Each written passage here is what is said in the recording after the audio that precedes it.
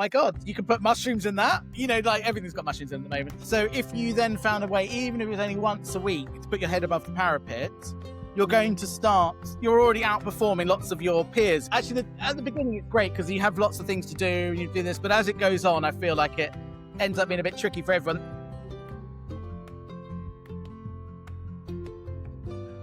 Hello and welcome to Get a Shift On, your podcast all about career change and career transition. This week, I'm really delighted to welcome Ben Walton. Ben, welcome to the show and thank you for being a guest. Hello. Well, thank you very much for inviting me on, actually. I think that's quite nice, isn't there? Sort of career shift and career changing and sort of trying to inspire people to do something or do something differently. It feels something I'm a big supporter of and perhaps to some extent an example of. So, great to sort of chat about that. Yeah, no, absolutely. And I'm really excited to hear more about your own career story. And we're just talking there off camera about the fact that you don't ever really want to go back to work for someone else. And I think that's the position that a lot of people get into. I myself, as I said, I think I'm completely unemployable these days because I'm so far down the self-employment route. I don't think anybody would have me. And quite frankly, I don't really want it. So For those watching and listening, Ben, can you just start at the very beginning? Where did it all start? What did you do? And how have you got to where you are today? Yeah, I mean, when I look back at it, I mean, I've been lucky that I've always sought out interesting jobs, I guess. So I haven't necessarily, by any stretch, it's not been a boring selection of roles, but it doesn't mean that you don't feel sort of, like you are working for other people, you are at their sort of beck and call to some extent. But I mean, to try and keep it fairly short, I quit uni really early because I wanted to start working. So I guess somewhere was a bit more of a entrepreneurial spirit, maybe not entrepreneurial, but wanting some action, not wanting to hang around. And I quickly learned that sort of university wasn't for me. Once I sort of clocked that you didn't have to turn up to things, I was like, what?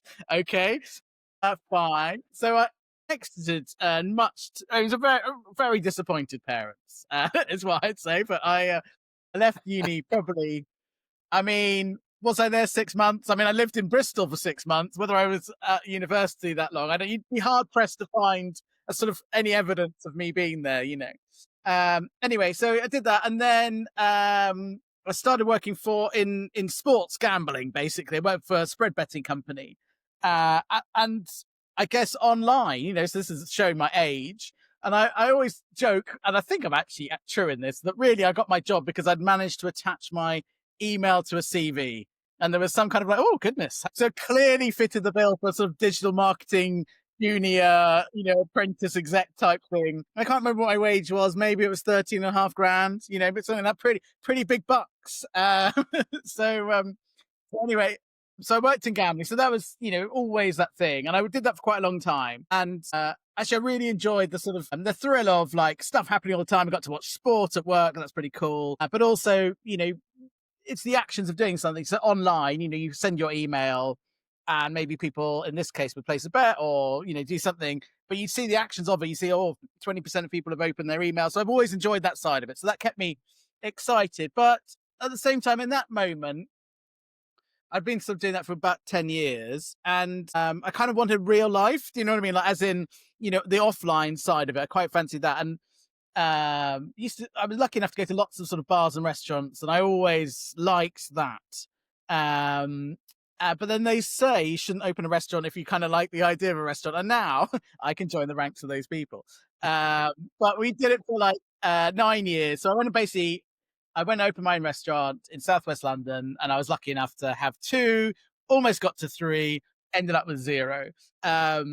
But that's kind of how I got to that bit. So I'd worked for myself for about 9 years, and closed, and it was like the worst thing, like it was all my nightmares, and I'd lost, my own money, I'd lost friends' money, all that kind of stuff. So I was like, felt pretty awful. We just moved to Brighton, down from London. We just had twins, and I was thinking, this is not quite how I imagined my life was going to go. And then I was like, well, I've actually got to, these twins aren't going to feed themselves. I'm going to have to get a job. So I actually went back to work for people for like 3 or 4 years. And I'd always been probably I felt like I was probably a tiny bit of a spiky employee, but to sort of fit back into it, I decided like to consciously just be not quite a clock in, clock outer, but just try and the least resistance. Also understanding, actually, having been a founder, that it's really difficult, or being the manager or being in charge is really difficult. You get asked lots of things, you're making it up as you go along.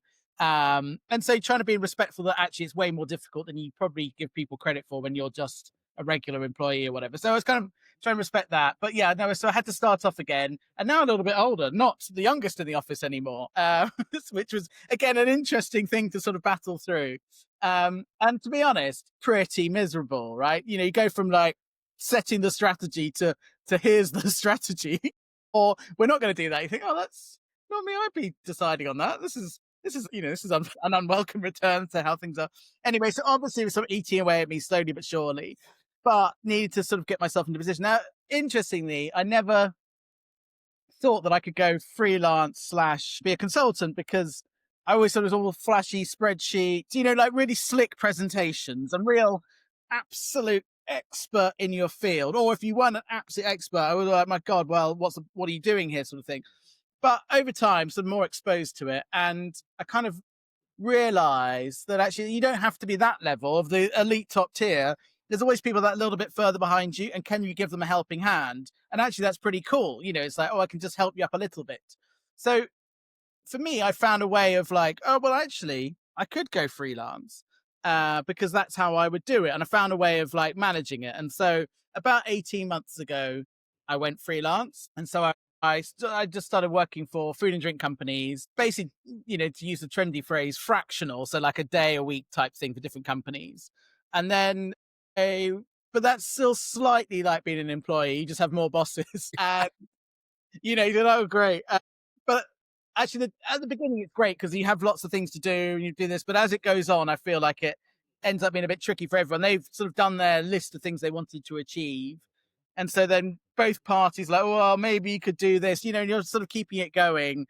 But really, so I was like, actually, what's better is a set project is a better way to go about it. Like I'm going to set up some automated emails for you. I'm going to get it done in a week.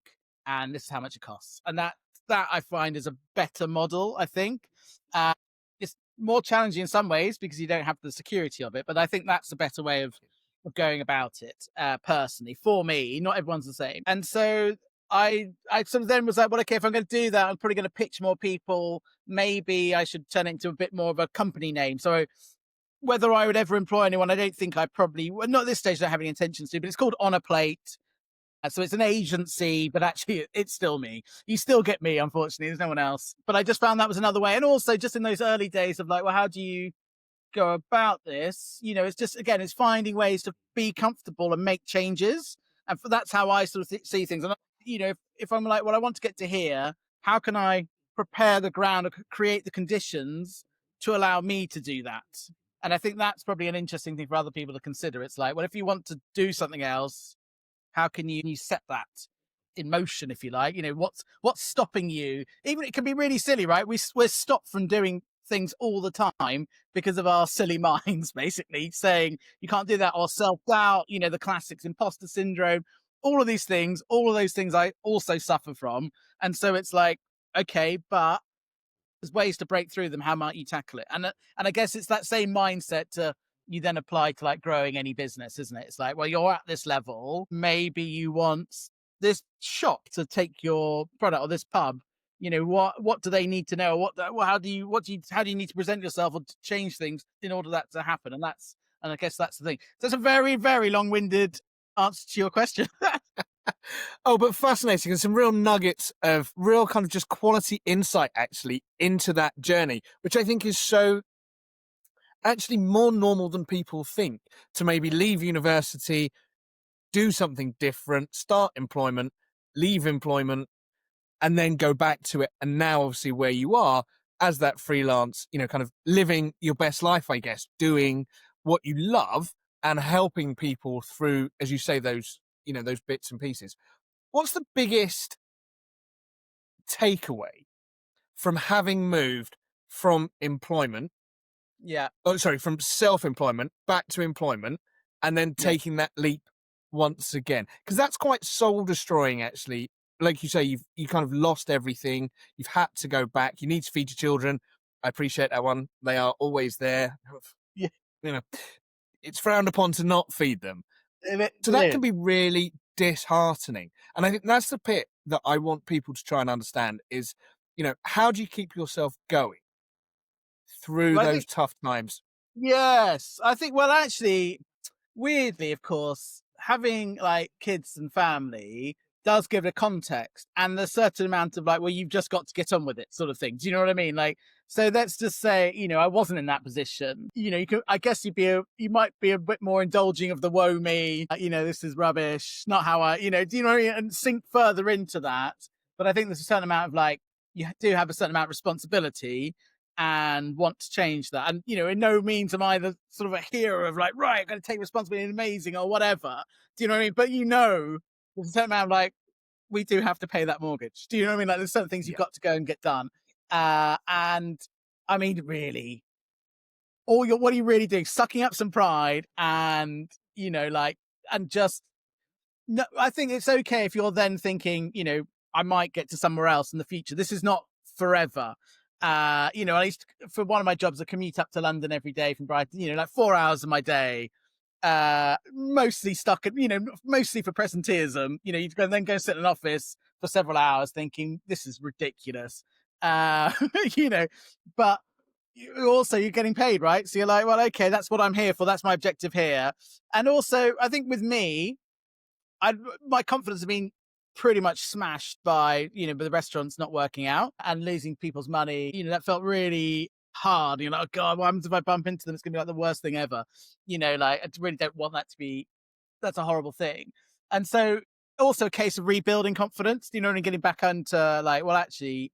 There's probably a reason you started something on your own. You have that sort of bubbling away in you, but it took quite a long time to sort of also to listen to that voice again and start to be like, well, maybe I will indulge you, old friend. Do you see what I mean? It's like rather than like suppress it as well. And I guess also from a flip side, right now, wow, there's never been a better time to be able to do things because there's so many tools that you could start on the side to allow you to do things for free. Do you know what I mean? Like it's an extraordinary time. Like we're on this podcast, like we can start a podcast effectively for zero cash. Do you know, and that's like an amazing thing. So that's not closed off, and you might do that in your evenings after work or at the weekends. And suddenly you're indulging a passion, aren't you? Now that might be the fuel that actually keeps your normal regular job, and you don't need to go nuclear and drop your job.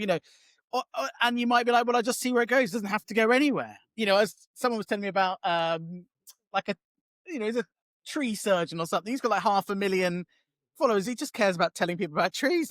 He's got no interest in monetizing that. Whereas I'd be thinking, you've got 500,000 followers. You might want to do something with that. But you know what I mean? Like it's just a lovely thing. And that's probably what happily sustains him going through his job. And it gives him a bit of a purpose and a bit of value outside of that day-to-day work. So I think there's that. Yeah. And then that for me though, it's kind of like, I want to do interesting things, and being freelance allows me to do more interesting things. So like, last week, I organised a brunch for other freelancers in Brighton. Actually, a couple of them came from further afield, but do you know what I mean? It's like I wanted to do something fun, and I was like, well, why don't I see that? And then I don't know, there's probably 7 or 8 of us sitting around having coffee and brunch, exchanging ideas. Really cool. This weekend, I'm doing another brunch. Because I've got a small Bloody Mary business, so brunch is always slightly on my mind, and actually doing it with an old schoolmate. So he's got another drinks brand. So I was like, well, why don't we do the cocktails basically? So I've got the Bloody Marys. He's got something called Sapello, which is unbelievably jealous. I'm jealous. I am jealous. There you go. Unbelievably delicious, and I am incredibly jealous of it. And so he's going to be doing some brunch cocktails with that. And then the venue we're doing it called Canopy in Brighton, they're doing some specials using our drinks to help make some of the food, which is kind of cool as well. So be doing like fun things, and that's what that allows me to do. And that for me is momentum. And there's still plenty of challenging times because of course there's no guaranteed income. And so for me also, you kind of need that kind of like those exciting things maybe to carry through the other bits of like, wow, is this going to work out? What am I doing? Or they haven't answered my email. So keeping momentum going all the time, I think is a way for me to keep going, basically. And I think that momentum can really shift, especially when you know that income maybe isn't guaranteed, that you still have mouths to feed. mortgages to pay. So that momentum is very much up and down. And how nice that you are sharing it with others and creating that community. Because I think community is so important, especially when you are a founder, when you're an entrepreneur, because it can be so lonely sat here typing away. This is Cassie, where all the world's billboards are just a few clicks away. Find your favorites on a map, add them to your campaign, and off you go. So whether you're a small business or large enterprise, if your brand has grand aspirations, take it beyond the feed and onto the streets with Cassie. Well, I think so. And also, of course, self-doubt creeps in, doesn't it? You know, you're like, oh, I'm doing a podcast. Oh, 7 people listen to it. Why am I doing, what am I doing this for? But then if you went and you met with a couple of people, like, brilliant. I love that you're doing that. So cool. And you keep going at it. And actually, my friend was doing that. He'd love to come and talk to you. You see what I mean? Then suddenly all these things sort of ripple out and bubble out. And you're like, wow, okay, right. I was totally right about doing it. But if you're sat on there on your own, that's where it can be a bit challenging. Actually, interestingly, and I'm now a massive advocate. I'm always trying to get everyone onto it. Not my own one, but anyone who wants to do it. But Substack, I've really quite got into because I quite like writing that. Not a particularly good writer, but it's probably as close as I'm ever going to get to journaling. So like once a week, I'll start writing up kind of like, I'll share some marketing ideas. But for me, it's like an opportunity to sort of pause and reflect and do a few bits and pieces. And I used to write it. Used to take my son to what we call ninja school. And they had a Zen. You weren't allowed in, which is great. You weren't allowed to watch. You had to go to the Zen lounge. And then I was like, this is pretty cool. And I got a cafe, and so you'd have a coffee, and I'd be like, well, I'm gonna start writing my weekly thing, and that's become like 1 year later. I've just passed 1 year of doing it. He doesn't do that anymore, so now I'm like, oh right, well, I've got to get up early before all the kids are up. Carve out a bit of writing time. But anyway, it's an interesting thing. But you're right, the community aspect is really key, and ever more so, right? Because more and more people are working remotely. I know there is some shift back to work, but you're still on your own quite a lot of the time. Yeah, absolutely. And I'm glad that you mentioned Substack, because I was going to bring that up actually, because earlier you mentioned we live on a time where it's so easy to start things, podcast being one, and actually Substack is just another string to that bow, where you have an audience that you can capture and share your passion with. And I've looked through some of it, and I think it's brilliant. I think it's such an interesting medium, and it seems to be something that's building and growing. For anyone that's looking to possibly start writing, journaling, and with a view to marketing, because I think that's the ultimate goal, isn't it? To draw people in to your business, to whatever you're doing, in the hope that at some point someone will spend some money with you. What advice would you give to founders around that marketing piece? What are the first kind of 3 steps to very simple marketing to get going? Well, I guess there is a sort of general overall thing of like personal brand, right? And that, it's become a more trendy phrase, basically putting yourself out there, isn't it? And so actually LinkedIn is a great place to start, because you've got that really relevant audience, really powerful. And it's weird, only 1% of people post on there. So even by posting, you're already straight away in the top 1% of your world. I mean, that's kind of like amazing, right? So if you then found a way, even if it was only once a week, to put your head above the parapet, you're already outperforming lots of your peers, if you like, and people are going to start seeing David's been writing something. I saw you did that thing, so you start to put yourself top of mind, you get a bit more confident, you share a few more views, that kind of thing. So I think that is a really good starting point. And then actually in my own particular case, the thing LinkedIn or any sort of social platform, it's very short, it's quite performative, and you're meant to be like headline grabbing, and you can't get into the depth of it very much, which I guess is why people like podcasts, right? Because for an hour or so, people go quite deep into a subject. So if we were trying to do this as a LinkedIn post, we'd only have 3 or 4 lines really to do it in, but we're able to talk about it in more detail. And so Substack, I think, because you've actually got to write quite a bit, it's not for everyone, because you've got to go deeper, right, into your thing. But what an opportunity, if you're into it, you can go much further. And you can share ideas, explore ideas way more, you've got pictures and videos, so you can go much, much deeper into things. And I think that's really cool. And then the nice thing is, in this particular one, it's also like a newsletter. So when you publish it, you can opt to send it to anyone who subscribes. So then you've got the newsletter aspect, and actually you can plug in podcasts as well, and live chats if you want. So it's a great platform from that point of view. But my advice would be, so I actually would try and start on LinkedIn, build up some confidence with that. And then but it's not for everyone. Some people hate it.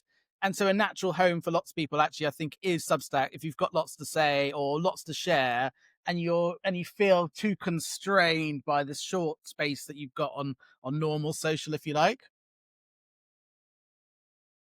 I think that's absolutely sound advice there, just to start simple, really, and then move forward.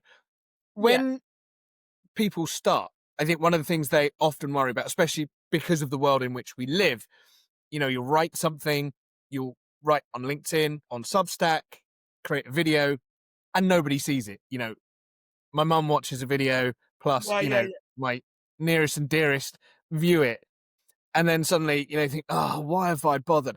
How do you keep going and talk about consistency when the numbers aren't stacking up with what you feel they should be doing? Because clearly I'm wonderful and everybody should be listening to what I have to say. The reality is no one gives a shit. So how do you kind of move on? So there's a missing point. And actually, I think it's really not talked about very much. It doesn't make, basically, it's all about us, right? It's all about us. But these things are social platforms. They're community-based platforms. How do you think of that in a normal setting? If you went to the pub and only talked about hello and just chatted about yourself, you notice that there wasn't much of a crowd around you pretty quickly. Do you know what I mean? Or no one's like, I think I'm going to go and sit next to Ben, actually, because you see when he's on broadcast mode only. It's like they're not that interesting to some extent. So it's the community place. So basically, what do people miss out most of the time? You've got to put in the hard yards of actually creating your own little community. And then guess what? Some of those people will want to listen to what you've got to say. And so it's really boring. This is my extreme version. Well, is it that extreme? I don't know. But the way I've approached it was, okay, to win work, I need to use LinkedIn. And rather than like play at it, I was getting really stuck into it. Now, I was fortunate. A friend of mine's a huge advocate, and he sort of showed me the way. And I knew he was getting results, so it was kind of easier because you're like, oh well, it's working for this guy, and he knows other people it's working for, so it at least set a pattern. But basically, and don't try and choose your niche. So whatever it is. So I'm in food and drink, right? So I will actively each day try and connect with 10 people in food and drink. Also, because it's fascinating, because then when they post, you're like, oh my God, I didn't know that. That's really interesting. Or, oh my God, you can put mushrooms in that. Like everything's got mushrooms in at the moment. So, so I did not expect mushrooms to crop up in that, So there's always something along those. Yeah, that's interesting in itself. So that's one point, is that to connect and build your own community. And then the next bit is actually to then, you comment and share what they're doing. So you're basically a cheerleader for other people in your network, which is only a fair thing. So if you take real life into it, take out your own, what you want to get out of being on that social platform, it's kind of really obvious, isn't it? It's like, oh yeah, my mate is doing this thing. Hey guys, check out what my mate's doing. He thinks, well, you're really cool. Thanks for sharing that. I'm going to do the same when you do yours. So suddenly you've got a community, haven't you? And you're supporting each other. And that's how you get the views. But no one really talks about that. And of course, what we do is we shine a light on people who are like rock stars or whatever, literal and in the world of online type stuff. And they've got massive followings, and maybe they don't have to work as hard as that. But in the early days, they had 0 followers, just like you. So what did they do to do that? I say you can shortcut it by being a great singer or actor or something, but you know what I'm saying? Like basically, it's unlikely people are going to wake up and go, I'm going to find that person who I don't know, and I don't trust his views, and then I'm going to watch all this stuff. It's just not really going to happen, is it? So you've got to. But and that's why people get so despondent. That's why people quit, because they're like, I only got 7 views, but it's because no one's saying there's a really boring bit you've got to do, or they're a bit opaque about it. I think because what they don't want you to know is they're a bit tragic like me with a little spreadsheet going, I've connected with 10 people today. I'm done, but I've ticked it off in my spreadsheet. I mean, it's sad, but that's the only way I can force myself to do it. But I think people don't want to reveal that bit of it. Do you see what I mean? The hard work, absolutely. I think you're spot on. Yeah. And then we all go, "Oh God, they're so lucky." Yeah, well, obviously he got all these listeners.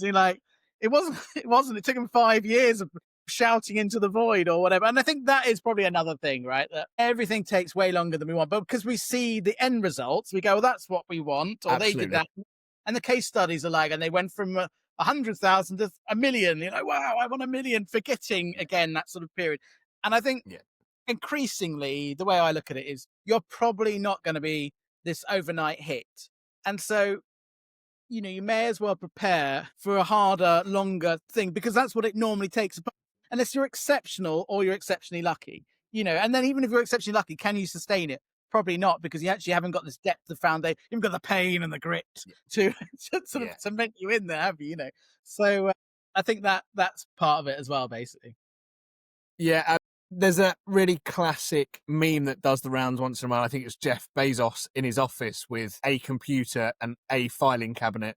Yeah. And this is where he started. And that's the bit that people miss, is at some point, everybody started in an office with a pen and paper. Whether they now are billionaires or not, that's where they started. And it wasn't overnight success that they drew upon. It was consistency and the marketing and the constant channels that they put in to help build that presence. Yeah, and I think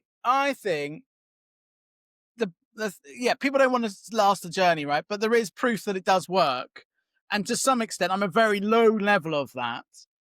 But I've sustained being freelance for like 18 months. It looks like that will continue for a period of long. May it continue? But you know what I mean? Like, as in, it is working. My network grows all the time. We're doing this little podcast. That's really nice. I did another podcast earlier in the week. So things happening. I get more people popping up in my my DMs going, could we have a chat? Slowly but surely. But that's like 18 months, and I've pedaled really hard to get to that point. And it's kind of like, so beginning to happen. So I'm like a small proof point. I can't be like, I've absolutely smashed it, guys. I'm out of here, but there's the evidence of that really slow just grinding away at it and trying to make it work, basically. Hopefully that gives some people some confidence, because I'm not doing anything that anyone else can't do, apart from embarrass myself by putting up cringy LinkedIn posts most days, I join you on that one. And those cringy LinkedIn posts, I think, are what seem to be working and that ultimately brought us to where we are now. I know time is short, Ben, for us. I'd love to have a part 2 of this podcast, so let's get that fun. booked Yeah, in. no, let's do that. That'd be nice. Yes, But sorry. can you just finish with just what's next? What's the plan, obviously, to keep going in freelance, another 18 months, but what are you working on right now that it's exciting and bizarrely will lead into 2026? Well, I guess there's two things we touched on a little bit, sort of like the in-person community events. I'd like to do, just keep that going, because I think that just adds that really cool element of spending time with lovely people. And I find that's a real privilege. So doing a few more things like that. And I also do that under a slightly more formal, that's not Lizzie, called Best Before, where we bring industry people together and try and make that a bigger thing, and potentially also quite like to do some filmed stories around that. So at the moment, we invite people to almost like a TED Talk, but food and drink, and they share their story in food and drink, like a 10-minute chat, but actually go and film some of that. So that would be really cool. If anyone's got some marketing budget they want to blow on filming some stories, I've already got them for you. You just need to, pay for the cameraman, basically. So that, and then I think it's just growing. For me, it's just keep working hard. And I'm trying to evolve a little bit more as well. So to stand out in a crowded space, I sort of honed in on email marketing, because that's basically people don't do it enough. It solves a problem. People don't do it enough, and then they're not sure how to do it. And so I've been solving that problem for people, email marketing. But what I really like is a little bit like this conversation, more of a generalist one-to-one, using those experiences of being quite old now, having done lots of different things, and being that more kind of like, oh, I can help you with this and this and this. And sort of, I guess, a bit more, I don't want to be a coach, but more sort of slightly more mentoring, but hands-on support as well. So not just like, mystic lines, but actually, well, let's have a look at the data. Oh yeah, no, that's the problem. Or, some much more hands-on support. And so I'm more into that, really. And that's what I'm trying to evolve to in the moment. And I'd love to build that into 2026 being a big part. I can't imagine ever losing the email bit because it's an important part, but doing more kind of one-to-one, sort of helping people rack up these small wins and keeping their momentum. And I feel like that's quite, it's not unique to me. There's lots of people I'm sure who can do that, but I feel like that's a real strength of mine. And I'd love to share that and help people along the way. And also it's a real privilege to help people do that. So, it's quite sustaining for me because I'm like, wow, someone allowed me to come into their world and discuss their challenges and we're trying to fix them. That feels like a really cool thing to do.